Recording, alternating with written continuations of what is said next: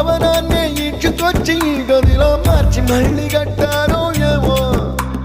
మాయజాలము తెలుసు మంత్రకారడి తెలుసు రెంటి కన్న ఇది ఇంకోటేమో నీలాకాశం నేలాకొస్తే ఇట్టాగే ఉంటాదో ఏమో ఈ సంతోషం దాచాలంటే హృదయాలు ఓ వంద కావాలేమో ఇంతందంగా ఉంటుందా ఈ లోకం